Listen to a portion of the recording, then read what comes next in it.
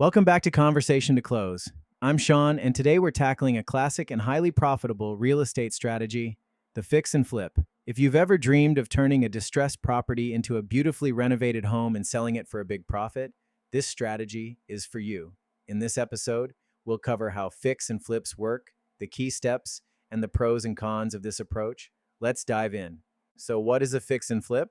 Simply put, this strategy involves buying a distressed or undervalued property, renovating it to increase its value, and selling it for a profit. The key to success lies in accurately estimating the after repair value, or ARV, and keeping renovation costs under control. A well executed fix and flip can yield significant returns in a short amount of time, making it a popular choice for both new and experienced investors. Let's go through the key steps to successfully execute a fix and flip. Step 1 is finding the right property. Look for homes that are significantly undervalued compared to the market, but have the potential for improvement. This often means targeting foreclosures, short sales, or properties in need of major cosmetic updates. Step 2 is accurately estimating costs. You'll need to calculate the ARV based on comparable sales in the area and create a detailed budget for renovations. Include everything from materials to labor and always add a buffer for unexpected expenses. Step 3 is securing financing. This could be through cash, a hard money loan, or another short-term funding source. Step 4 is managing the renovation. Work with reliable contractors to complete the project on time and within budget. Finally, step 5 is selling the property.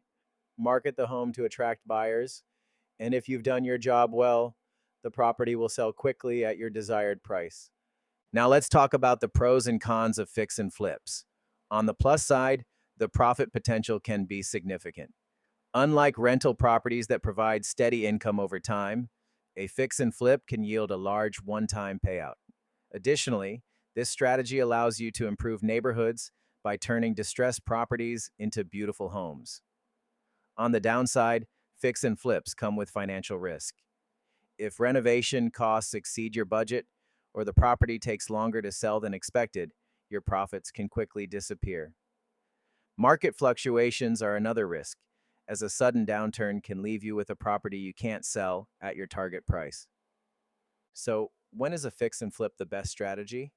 It's ideal when you have access to reliable contractors, a solid understanding of renovation costs, and a stable or rising market. This strategy works best in areas with high demand for move-in ready homes, as buyers are often willing to pay a premium for newly renovated properties. And that's it, the basics of the fix and flip strategy.